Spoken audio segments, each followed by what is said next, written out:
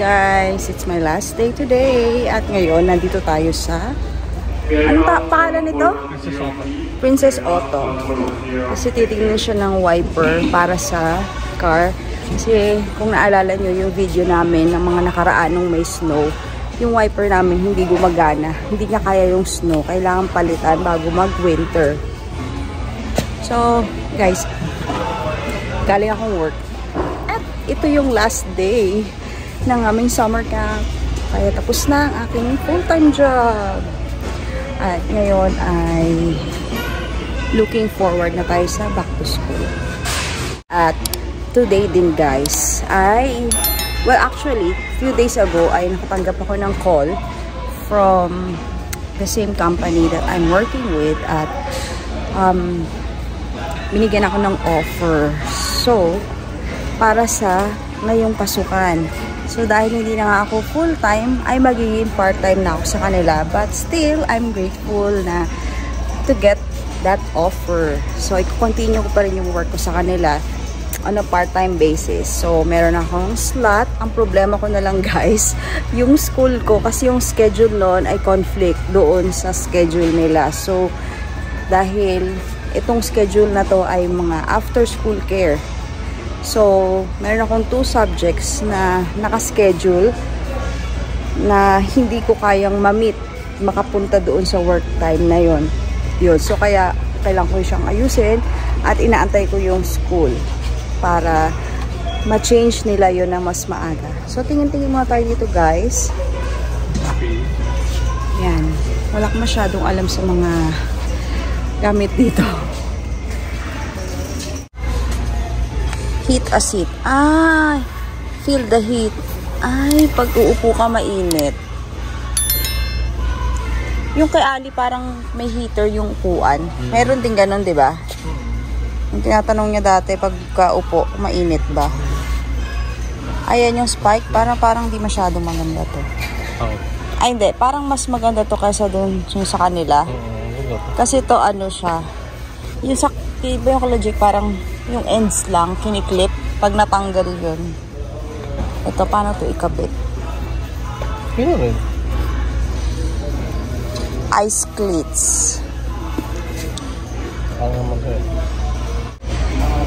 So, nanggaling na kami sa Canadian Tire kahapon para i-check yung price. So, para gusto lang niya magkaroon ng comparison. Ano yung mas mura, at saka syempre kung ano yung mas maganda na wiper para sa snow winter. Dahil nga tapos na yung summer guys. Officially ending dahil back to school na tayo in 2 weeks time. Yun guys. Kaya ay meron tayong ganyan. Ito pantanggal ng snow. Yan. Pantanggal ng snow. Meron din kaming ganito guys. May nagbigay sa amin na friend niya. So, iba-iba. Ito maliit lang. $10. Ito naman, $30. Snow brush. Snow broom with chisel. Chisel kasi, ito, chisel. $35. Yan ang mga kailangan dito guys. Pag winter, yung mga kotse, kailangan ng mga ganong bagay. Tapos meron ding ini-spray sa windshield para madali siyang mag-melt yung snow dun sa windshield. Para, tsaka pagka may snow, no, mag-i-slide lang dun yata siya. So yun, meron din kami nun. Walang wiper? Puro mga tools lang yata dito. Mga tools. Ito ba yung ano? Pressure washer detergent.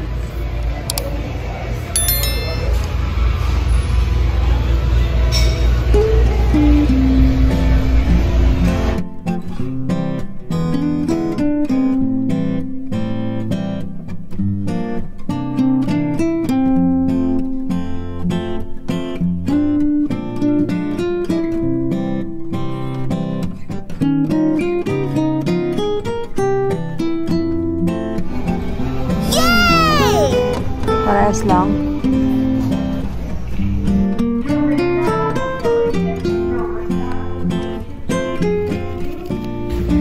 Lift support.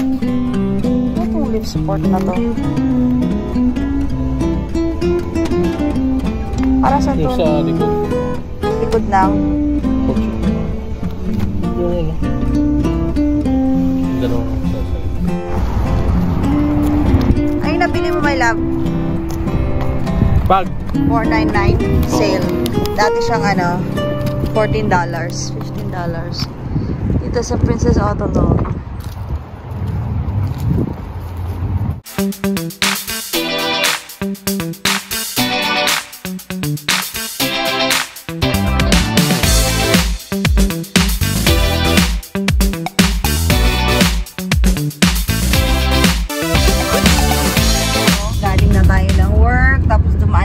Princess Auto at yun ang nabili namin at ngayon nga ay meron tayong good and bad news. Ano ba to? So today ay last day ng aking summer camp. Tapos na yung full-time job ko, guys. At yun, tapos na yung mga masasakit na pangyayari sa akin. Ibig sabihin kasi, guys, syempre sa mga nag-work tayo sa mga children or people with disabilities. So, minsan iba-iba yung mga nangyayari. Yung masasabunutan ka, o kaya magpapabuhat sa'yo ng mabigat, o kaya may mga mahilig manula, kailangan mong maging mauna, mag-referee sa mga biglang may nag-away, ganyan. So, pero meron kami mga team leader na magaling naman doon at natututo naman ako sa pag-handle nila ng mga ganong mga cases, so mga ganyan. At last day na nga, guys. Ibig sabihin, malapit na tayong mag-back to school. Ayan. At today, ang isang good news pala natanggap ko, guys. Kaya tayo may bad news. Kasi tapos na yung ating full-time job. Pero ngayon, meron naman akong offer na natanggap. Ayan. Ano kaya tong offer na to, guys? So, natanggap ko tong offer na to kanina din at kailangan i-confirm ko within the day. So, sa aming company na kung saan ako nag full-time job ay meron silang mga opening para sa amin to transition para sa work ng center. So from summer camp to center. So nag-apply ako doon nung during ng application time na binigay nila at ngayon nga ay nakatanggap na ako ng confirmation na i-accept ko yung offer nila to transition. Yay! So, masaya talaga ako, guys, na magkakaroon ako ng part-time job. Bukod dun sa isang part-time job ko na kids gym, ay i-keep ko pa din yon. So, syempre, kailangan may backup tayo, whatever happens. At pagkatapos, etong job na to, na part-time naman din, part-time din yon. So, kailangan kasi ngayong pasukan, guys, ang mga international students, hindi na nga pwedeng full-time. Ang pinaka pwede sa amin is to have a maximum of 24 hours per week. So, hindi ko rin alam kung aabot ng 24 hours kasi meron pa akong inaayos sa school. So, dahil meron akong 2 subjects na matatamaan ng bago kong work. So, ibig sabihin, kung hindi ko kayang ma-move yung schedule na yun sa class na yun, ay hindi ako makakapasok ng part-time ko. So, mababawasan yung oras ko ng work. Ayan. So, kailangan ko siyang ma-move up to a higher schedule or mas earlier time para makapag-work ako sa afternoon. Ayun, guys. Pero, masaya ako na ako ng offer. Yan. So, alam naman natin na marami kaming mga staff dito na nag-start ngayong summer camp na to. Ang dami namin. So, masaya ako na I'm one of the mga staff na nagkaroon ng offer para magpunta doon sa center nila. At yung center na ito ay napakalapit lang sa amin. So, nandito lang mga 7 minutes to walk lang. Yan. So, yun yung dati ko pang inaay talaga na malapit lang dito, dun sa mall na yun, ay lalakarin ko lang papunta at pauwi. So, napaka-convenient niya guys para sa aking work. Ayun guys. So, mamaya guys, mag-update pa tayo ng ibang bagay. A few moments later. Ito nga pala yung aking ID. Yan. Ang cute no. Iba-iba yung stickers. Kasi, wala. Gusto ko lang magulo. Ayan. Tapos ito, binigay ng aking team leader. Tapos ito yun din yung gift nila. At meron din thank you card para sa amin. So, napaka-sweet. Yan. So, I'm saying goodbye to this ID na first ko in Canada na work talaga. The next day. Hi guys! So, ngayon ay Sunday at galing na kaming church. So, nakapag-church na kami at nakapag-lunch na din. At pahinga-pahinga muna tayo at napag-iisip natin na ngayong coming week, dahil tapos na yung full-time job ko, ngayong coming week, pwede pa namang mag-full-time job yung mga international students. Pero pagdating ng September 1 ay part-time na lang ang status ng international student as worker, no? So yung work permit nila ay pwedeng hanggang pang 24-hour shift or pang 24 hours per week na lang ang pwede nilang gawin. So, ito ba ay maganda o hindi magandang pangitain na 24 hours na lang ang ating pwedeng magawa, no, habang tayo ay nag-aaral? So, para sa akin guys, ang pagkakaroon ng 24-hour shift ay okay na rin siya dahil kumpara dati, ito ay 20 hours lamang. So, actually, nadagdagan pa siya ng 4 hours. So, pero, tandaan natin guys, na hindi tayo pwedeng mag-exceed sa 24 hours kasi violation yan ng rules or ng laws ng IRCC para sa mga international students. So, kailangan talaga i-follow natin at talagang i-check natin yung hours natin per week. At, yung last year, ay 20 hours nga, no? So, actually, last year, hindi ko nga siya masyadong nagagamit yung 20 hours per week dahil yung kung saan ako na-hire ay hindi naman nila masyado kailangan ng yung palaging may staff. So, kung kailan lang na kailangan, especially the weekends, yung Friday, Saturday, Sunday, doon lang talaga nila masyadong kailangan yung mga staff. So, yung weekends na yon ay 3 pa kami nag-share ng shift doon. So, kaya hindi naman. At saka isa pa, hindi rin ako nag-work ng Sunday. Yan. Pero ngayon, dahil nga ay meron ding changes sa aking work, no, ikikip ko pa rin yung aking work sa kids gym. Ang work naman sa kids gym, dahil may mga changes din sa company na kailangan mag-add sila ng mga party at dahil dito kailangan nila ng extra support, extra staff pag Sunday. So, pinag-iisipan pa natin guys if we will pursue working on Sunday because I don't normally work on Sunday kasi talagang I spend my time sa church and family pag Sunday. So, isang bagay yan na talagang pinag-iisipan namin. Ako din.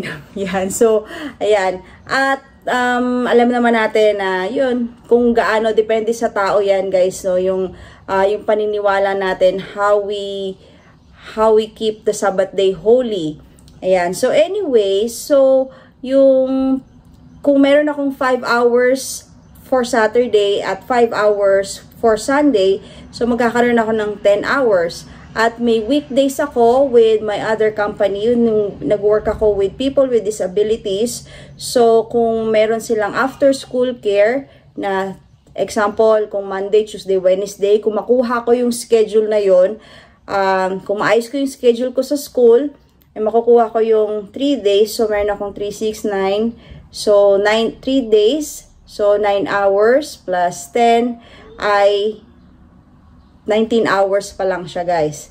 Okay, so, hindi pa nga siya 24 hours eh. Pero kung gagawin kong 24 hours, pwede rin ako mag-add ng schedule for Saturday afternoon. Kung pagtapos ng kids gym, meron din sa isang work na yon, pwede rin sila kasi may mga weekend events din sila or weekend respite na tinatawag. So, pwede pa rin mag-add. But, parang iniisip ko pa lang, yung mga ganon ay nakakapagod na yun guys. No? So, ngayon, hindi pa natin masyadong ma-feel kasi wala pa yung school. Pero, in actuality guys, yung 24 hours, so parang 3 8-hour shift yun. Tapos, kung may mga homework kayo, kung kasama nyo yung family nyo, at kung may iba pa kayong mga responsibilities sa community, mga ganyan. So, magiging hectic yung schedule niyo. But, it's up to you guys. Kung kaya nyo naman, you can, magagawa nyo naman yung 24 hours. Why not? Kasi pandagdag din yan sa budget natin. And, yung mga nagko-comment pala guys na sinasabi na yung mga international student, dapat, huwag nyo nang masyadong isipin yung, yung work kasi ang nandito naman talaga tayo to study. I know for sure, especially yung most mga Filipinos ay naintindihan natin na nandito tayo to study. But yung pag-work natin ay syempre, hindi naman natin maiisang tabi o hindi natin maibabaliwala na kailangan din natin mag-work. So, intindihin din natin na yung mga international students ay kailangan pa rin ng extra income to support yung mga expenses nila dito. Although, we know na meron naman talaga tayong mga didalang budget para dito. Pero, syempre, mas mahalaga pa din na meron pa rin tayong extra dahil syempre, hindi naman natin alam ano yung situation ng mga tao. Ayan. At, nga pala, no, yung last sem, kung maalala ko, 20 hours, last year, 20 hours lang yung allowed sa mga international students. So, meron akong classmate, ang sipag niya, talagang sulit niya yung 20 hours, no? So, pagdating niya, night shift siya sa work, pagdating niya sa class namin, buti mabait yung teacher. Kahit natutulog siya, okay lang. So, yun, ganun guys, no? Nakakapagod din kasi gagawa ka pa ng homework. Pero minsan, actually, pagka nasa adrenaline ka, no? Yung energy mo, nandoon nakafocus ka kahit gano'n kakapuyat, kapagod. Actually, single siya. Tapos, nagagawa niya talaga yung mga requirements na una pa sa akin matapos yung mga kailangang isubmit. So, namimit naman nila yung mga requirements. So, kung nakafocus lang tayo sa time management ng pagiging pag-student at pag-work, ay magagawa naman yan guys. So, wag lang natin gayahin yung katulad ng ibang ginagawa ng mga ibang international student na nag-work sila. Excuse din nila yon para hindi pumasok sa school, sasabihin nila they have work or ganun. So, minsan late sila dumadating or hindi sila nakasabit ng requirements dahil daw sa work. So, last year yon 20-hour shift lang yon. Pero hindi ko alam kung ano yung ginagawa nila, kung talaga bang 20 hours lang or meron pa silang ibang ginagawa na work. Ayan. So, ano din yon, it's a good thing na dinagdagan nila. Pero kailangan pa rin nating i-manage yung sarili natin, especially the health, mental health natin, kung masyado tayong mapagod or marami tayong ma-exhaust tayo sa mga schoolwork plus yung work na ginagawa, no, outside school. Ayan, kailangan natin i-manage yan. So, ayan, yan yung mga updates natin and looking forward na nga tayo sa ating back to school. Syempre, pag palapit yung mga days, no, palapit din matatapos yung ating 2-year program dito sa Canada. So, guys, 2 years program ang tinitake ko ngayon. This will be my 2nd year. I'm taking up disability studies. So far, ang disability studies. So, nagtry pa din ako mag-apply, guys, kahit na meron akong current work as part of yung na-related sa program ko, ay may mga bumabalik naman na nagsiset for interview, pero minsan hindi ko na siya nare-replyan. Since iniisip ko din kung okay ba tong work na to. Like, meron kasing mga job dito na pwede kang maging floater or casual. On-call ka lang, no? So, ganon. Pero, syempre, kailangan may requirement sila na dapat marunong kang mag-drive or you are able to go to that location. So, medyo hassle din kasi yung ganong bagay. And especially kung casual ka, on-call ka, so waiting ka lang kung kailan ka mabibigyan ng slot, so hindi mo rin sure. Ayun. So, pero at least tinatry ko lang kung kung ano yung market value ng ating program dito. So far, kung iniisip nyo na gusto nyong i-take yung related sa disability studies, child and youth care program, ayan. So, yung mga ganyang bagay guys ay maraming demand dito sa Canada. Pero, yun nga, no, isipin din natin ngayon kung ano man dahil nga sa bagong policy na kailangan masteral ka dito or PhD para maging kasama mo naman yung open work permit mo, holder mo, or yung spouse or yung partner mo. Yan. So, yun yung mga situation ngayon na pwede nating pag-aralan habang hindi pa kayo pupunta dito. Yan nga yung mga kailangan nyo pag-isipan dahil nga sa mga bagong policy changes. So, yun yung sa currently ngayon na ito yung situation namin na okay naman na nagkaroon ng 24 hours work para makapag-aral din tayo. Magkaroon tayo ng time sa study, sa family, at sa iba pa nating ginagawa. So, yun lang guys. At kung meron kayong comments and questions, please comment down below. Please don't forget to like and subscribe to this channel. And please don't forget to share sa mga friends nyo or family, kung sino man interested to go to Canada. And please leave a message below kung ano yung mga topic na gusto nyo pa mapag-usapan natin dito guys. At maraming salamat sa mga nagko-comments dito. Syempre nalalaman natin yung mga feedback ninyo tungkol sa ating mga topic. So by the way guys, nandito ako sa room ng aking girls. Yan. So dito lang tayo para hindi masyado kita yung paligid. Okay, so ito pala yung ating window. Yan. Okay. So, in a few weeks time, guys, itong green leaves na to, dahil malapit nang mag-fall, ay dahan-dahan, isa-isa na yung mauubos. So, makakalbo na yan, guys. Yan. So, abangan natin. Malapit nang dumating ang fall dahil natapos na or patapos na ang summer. Yun lang, guys. Thank you for watching. I'll see you in my next vlog. Bye!